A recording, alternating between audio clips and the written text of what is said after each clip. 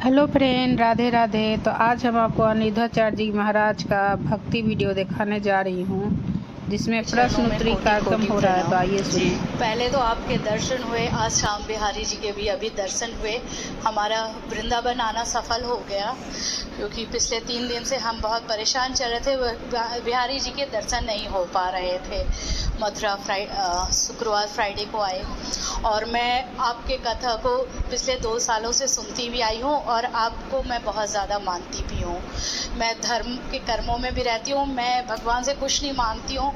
आज भी बिहारी जी से यही मांगा, मेरे हाथों कुछ गलत नहीं करवाना, कुछ हो सके तो करवा देना, अच्छा करवाना, गलत नहीं। जो हो सकता है वो करती हूँ। अच्छा, यश नहीं मिलता तो मैंने अपने को अब समझा लिया है, जब कृष्ण जी को ही नहीं मिला तो हमें कहाँ मिलेगा। यश की कामना ही क्यों? नहीं करती हूँ, लेकिन कई बार होता है पंडित जी, जब गुरु जी, जब आप कुछ कर रहे होते हो तो लोग बातें बहुत करते हैं। क्या करते हैं आप? जैसे मैं पहले जॉब में थी, फिर मेरी एक डॉटर है, हम लोग दिल्ली से हैदराबाद शिफ्ट हुए, तो इसकी परवरिश की वजह से मुझे जॉब छोड़नी पड़ी। फिर से ज्वाइन किया, लेकिन काम वालियों के पे हमें, मतलब जो भी इनके देखभाल के लिए हमने रखा, उस पर मुझे भरोसा नहीं हुआ। एक माँ अपने बच्चे को जितने अच्छे से परवरिश कर सकती है, वो आप किसी दूसरे पे नहीं वो कर सकते। तो फिर मेरा छूट गया वो काम भी मुझे मजबूरी में, मतलब मैं काफ़ी अच्छे उस पर जॉब कर रही थी। भगवान का दिया हुआ सब कुछ है, मेरे पति मेरे साथ है, बच्ची का सपोर्ट है, और सारा कुछ भगवान की कृपा से सब कुछ है। लेकिन यही लगता रहता है, जैसे अभी पीछे भी मैं आपसे थोड़ी सी प्रश्न करना चाह रही थी। पीछे 3 महीने पहले मेरे ससुर जी का स्वर्गवास हो गया। वो काफ़ी अच्छे थे, बहुत। तो हम लोग, जैसे पंडित जी, गुरु जी मुझे ये बताइए, जैसे तब हम बेंगलोर में थे, वैसे हम लोग बिहार से वैसे तो बिलोंग करते, बट हमारी पढ़ाई लिखाई दिल्ली में हुई, और हमारे ससुर जी भोजपुरी मूवीज़ में बहुत बड़े उस पे रहे। अभी भी प्रश्न क्या है?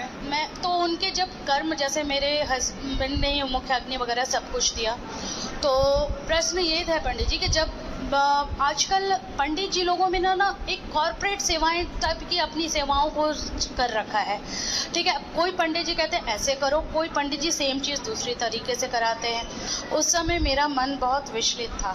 तो क्या गलत तरीके से या सही नहीं, तरीके? जैसे गलत तरीके नहीं। अब कुछ पंडित बोलते हैं कि ऐसे होना चाहिए, मान लीजिए जैसे पिंडदान वगैरह हुआ, बरसी वगैरह पे हमारे में उस दिन हवन नहीं हो पाया।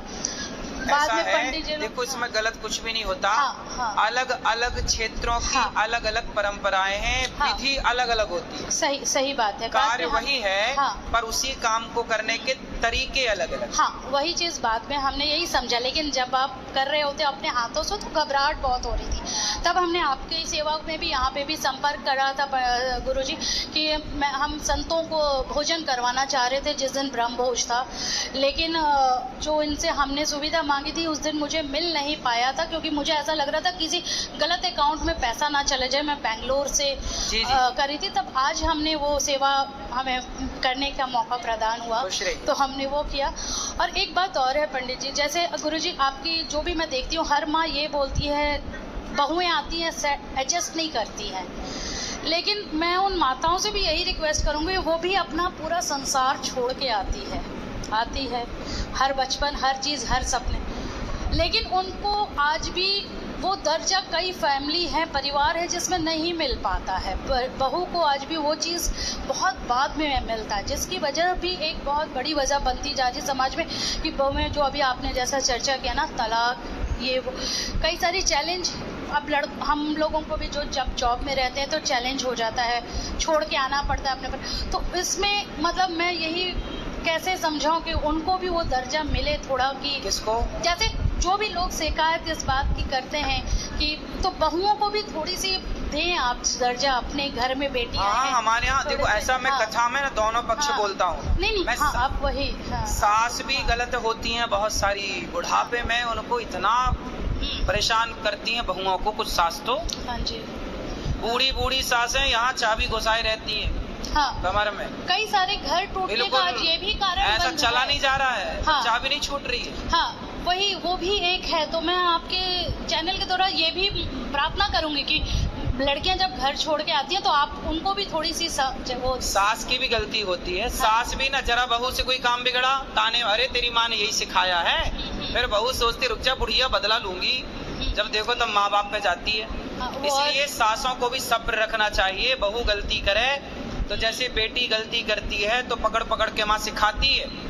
गोल रोटी नहीं आती तो माँ सिखाती है, सब्जी बना नहीं आती माँ सिखाती है। ऐसे बहू से भी नहीं आता तो तुम माँ बन के सिखाओ ना।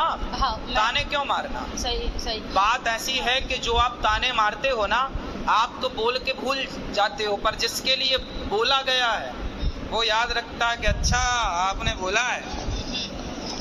तो मौका मिलेगा तो बताएंगे ताने का मतलब क्या होता है। इसलिए सास को बहुत समझदार होने की जरूरत है। बहुओं की गलती कम है। दोनों बहुओं की गलती इसलिए कम है क्योंकि बहू बेटी है, और बेटी है मतलब बच्ची है, मतलब छोटी है। वो 100 गलती करे तो तुम उसे समझाओ, जबकि अभी सास तो मैच्योर हो चुकी है, समझदार हो चुकी है, पक चुकी है गृहस्थी में रह के, तो उसे ज्यादा ज्ञान है, ज्यादा अनुभव है। लेकिन सास लोग ना बस बोलना जानती है। वही वो भी एक बहुत बड़ा कारण बनता जा रहा है, मतलब लोग क्योंकि वो उनको समझ नहीं पाते, बहुओं को भी लगता है। इसलिए मेरा एक समाधान इसमें ये है कि सास को ना समझाना भी कठिन है, क्योंकि बुढ़ापा एक 60 साल के बाद ना आदमी 60 सा जाता सही है ना, तो उनको समझाना भी संभव नहीं। इसलिए क्या करना चाहिए, हम लोगों को चुप रहना चाहिए, सही जवाब नहीं देना चाहिए। समाधान मैंने ये सीखा है कि बड़ों को जवाब मत दो, क्योंकि जवाब देने से बात बिगड़ती है। सही बात वो है। कहने दो, क्योंकि बूढ़े हैं, बूढ़ों का काम होता है बोलना। उनको लगता है कि हम ज्यादा समझदार हैं। और बाकी एक और ये है रिक्वेस्ट है, अगर आपके माध्यम से हो सके तो, जैसे बांकी बिहारी मंदिर जी में अभी हम लोग आए तो वहाँ थोड़ी सी व्हील चेयर वगैरह की थोड़ी सुविधाएं थोड़ी बुजुर्गों के लिए अलग से कर अभी वहाँ पे ना कॉरिडोर बनेगा तब ये व्यवस्थाएं होंगी। क्योंकि अभी छोटी जगह है और भीड़ ज्यादा है। वही सुनने में आया है कि कॉरिडोर वगैरह बन रहा है, बनेगा तो सब अच्छा होगा। सब अच्छा। वीडियो कैसा लगा जरूर बताइएगा एंड लाइक एंड सब्सक्राइब करना नहीं भूलिएगा। राधे राधे फ्रेंड्स।